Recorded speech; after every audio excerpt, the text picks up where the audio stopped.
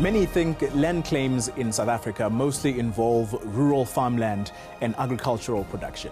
But for many ordinary people, the land issue is about having a place where they can live with dignity and security, a place to call home. I'm Xoli Mgambi. This week, eNCA continues to explore government's constitutional mandate to bring about land reform and how this impacts on people around the country. Over 90% of the land that has changed hands through land reform is unproductive. Because of this, government is now revisiting its policy on communal land ownership. The country needs more arable land producing food and creating jobs. A core problem appears to be the internal conflict within communal property associations. Nicholas Bauer visited the Maleta SCPA in Limpopo to find out why they've succeeded where so many have failed.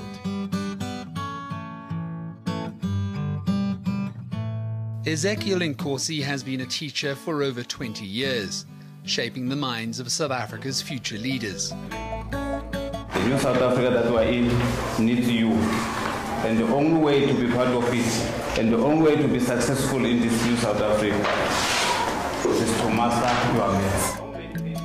Currently teaching at Medile Primary School in Limpopo, this isn't all that Ezekiel does with his time. He also runs the Maleta Communal Property Association.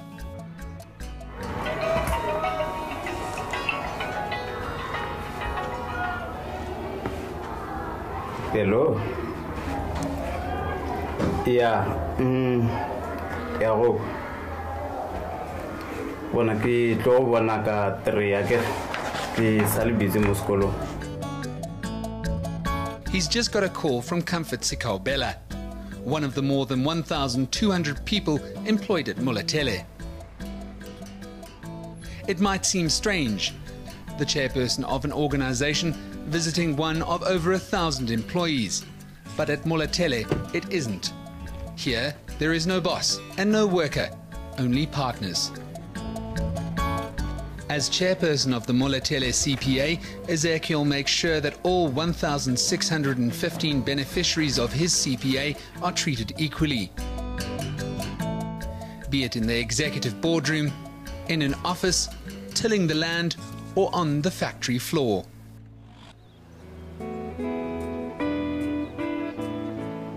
Established under the Communal Property Associations Act of 1996, CPAs are an experiment in land reform, designed for groups who have a claim to land from which they were forced during apartheid.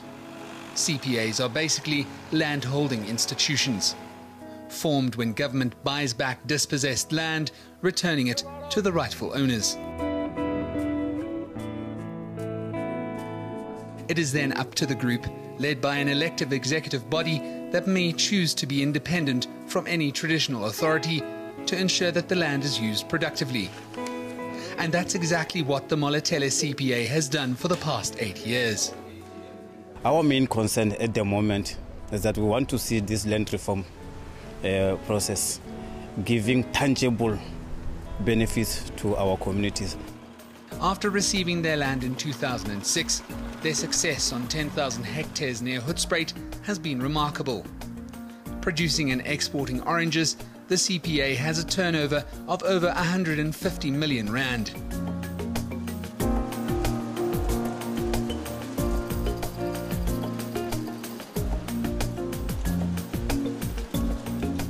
Not only has the Maleta community managed to get their land back, but their CPA has developed thriving agricultural operations that has helped develop skills and create jobs for the local community.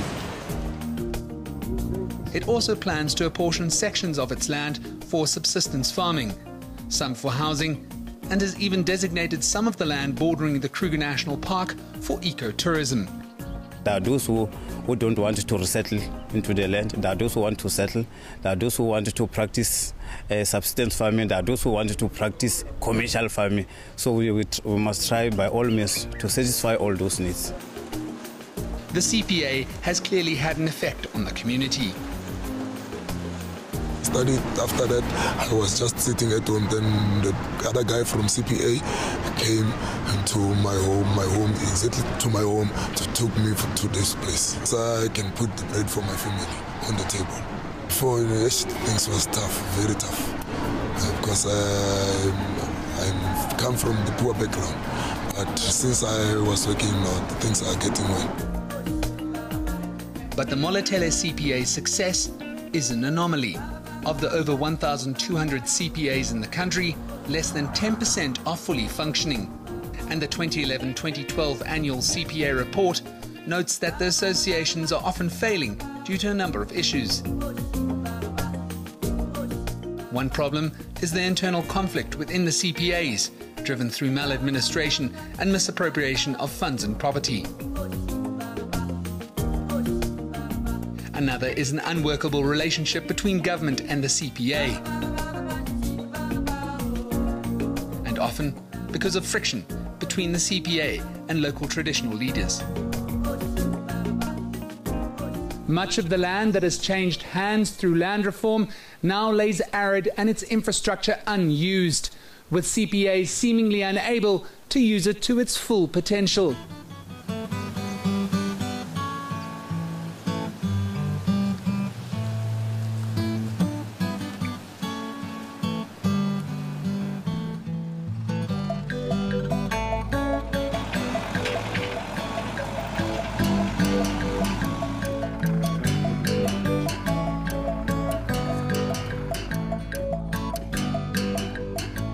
Chief Luwande Devana is an emerging farmer and traditional leader near Louis Trichardt in Limpopo. He's seen countless communal property associations fail. He believes this all comes down to a lack of experience and beneficiaries not wanting the same thing. Most of the people know nothing about farming. If the government is able to return the land to the owners, then it must encourage them to identify the people who have passion and who can work on that land within the communities. In spite of the success of some CPAs, this land reform official explains some of the dilemmas facing government. The tribes under traditional leaders. So when you restore that land, how do you restore it? Do you create another legal entity, a CPA or a trust, or do you transfer that land to the traditional authority? Then there are the concerns about power relations. Looking at other options to try and harmonize relations in rural areas, because what has happened in some instances, you'd find that there's a traditional authority and a CPA, and the two are not working in harmony. The CPA wants to be above the chief, and the chief feels that because he's the custodian of the tribe, the CPA has to be under him. And some suggest that there's a general trend to return to traditional ways. We are saying with this new approach where the minister is saying, let's look at other forms to also accommodate, the different scenarios or situations that our people find themselves in, because CPAs in their nature are more of a Western kind of approach to land holding. Even farming unions have their doubts about the viability of CPAs. Before the emergence or whatever called CPA, the Amakosi have been the leaders of our people without any particular conflict such as what we are discussing today in 2014. There is no way in any world, in any country, respectively so, where you can put a lot of people on a piece of land to think that they can work together.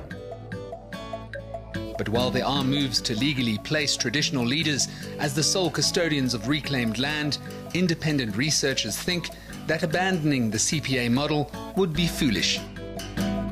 If government was to do away with CPAs, and the only vehicle that they would be transferring land to was traditional councils, it would suddenly mean that you have these entities that have no means of accountability, where women are often marginalized, where there aren't elections or anything like that compared with CPAs.